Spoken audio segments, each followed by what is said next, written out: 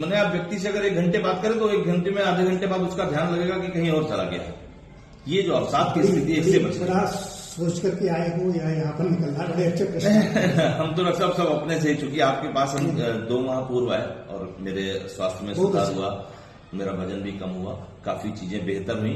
अब हम चूंकि सामाजिक राजनीतिक व्यक्ति हैं, बीच में छूट जाता है तो जितना आप बताते हैं लेकिन करने का प्रयास बहुत अच्छा करते हो। सबसे यार बड़े पंक्चुअल रहते हो, मैं जानता हूँ समय की बड़े पाबंद हो। आज मैंने कहा 2 बजे, आप ठीक 2 बजे उपस्थित थे आप यहाँ पर। इसमें आपने बड़ा अच्छा सवाल कर दिया। जो आदमी अंधाधुंध जल्दी में कुछ पा लेना चाहता है और करना कुछ नहीं चाहता, प्रज्ञा अपराधो मूलम सर्वरोगाणम, कि हम जानते हैं कि रसगुल्ला मुझे कालांतर में नुकसान पहुंचाएगा, चीनी नुकसान पहुंचाएगी, रिफाइंड, फिर भी हम उसको छोड़ नहीं पाते। सिगरेट है, शराब है, यहाँ पर बात नहीं हो रही, लेकिन समाज में ये चीज व्याप्त है। और यही नहीं, इतना ज्यादा हो गया है कि वो डिप्रेशन भी है। जो अपने दोस्त भाई हम हो गए, दीक्षित जी हैं तुम्हारे भाई हो गए। आज जो नवीन जो टीनेजर्स हैं वो माँ की गाड़ी देकर बात कर रहे हैं जी।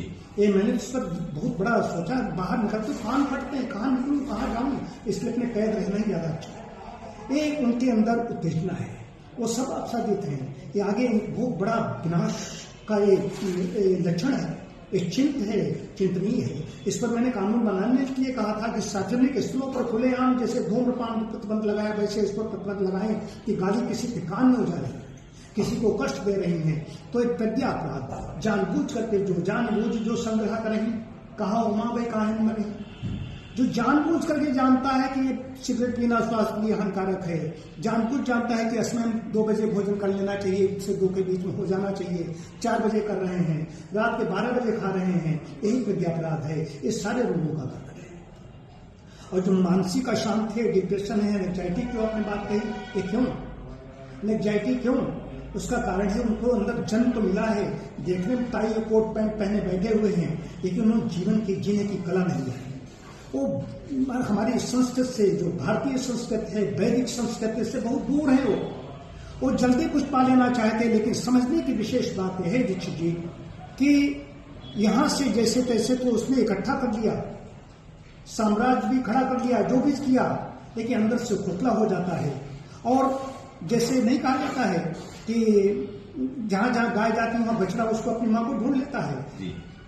हमने जो भी संपत्ति यहाँ अर्जित की पुण्य या पाप से, और पाप की अर्जित कमाई तो यही रह जाएगी, लेकिन पाप पीछा नहीं छूटेगा, पाप साथ नहीं जाएगा। ये जब चिंतन आ जाएगा, पाप पुण्य की बात भूल रहा है, इनके कारण कुछ प्राप्त करना चाहेगा,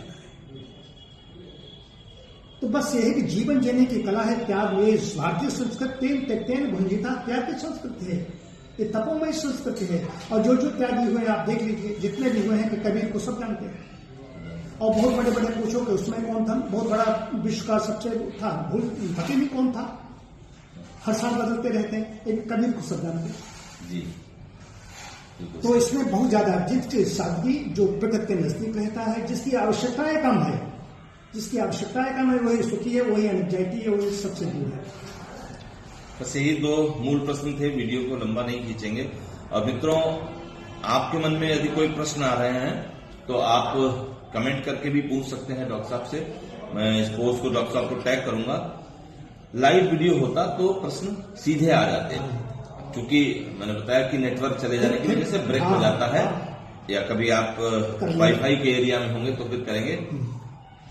डॉक्टर साहब ने जो महत्वपूर्ण बातें बताई, आप चूंकि ये अरुचिकर विषय है, मुझे मालूम है हमारे वीडियो बहुत चलते हैं, लेकिन यह एक ऐसा विषय हो सकता है लोगों का ध्यान इस पे कम देर रुके, तभी तो वो अवसाद में। उपचार नहीं बताया, उपचार अगर बताया डिटॉक्सिफिकेशन है जी, हम शरीर का उपचार बताना है। उपचार उपचार शरीर के अंदर जब लगातार 2 दिनों तक खुलकर शौच न हो जी, जो ड्रेन है सबसे बड़ी आग पसीने के द्वारा भी बाहर निकलता है जी, मूत्र के रूप में, सांस के द्वारा, और बड़ी आग इतनी बड़ी ड्रेन है। मेरी पुस्तक आई कब्ज का सफल उपचार, उसके 2 एडिशन निकले। उसमें लिखा है कि आज लंदन, न्यूयॉर्क, अमेरिका, जो वाशिंगटन, कलकत्ता, मुंबई जैसे विशाल गंदे शहर हैं, उनके गंदे नालों की अपेक्षा लोगों की आंखें ज्यादा गंदी हैं। आजकल तकरीबन हर व्यक्ति अपनी आंखों में 2 किलो से लेकर के 5 किलो मन लिए घूम रहा है, एक प्रकार से चलते फिरते मलकुंड।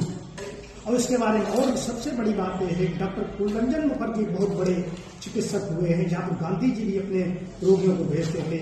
उन्होंने लिखा है जब लगातार 2 दिनों तक खुलकर शौच न हो तो समझना चाहिए कि शरीर में कोई आग लगाने आ रहा है।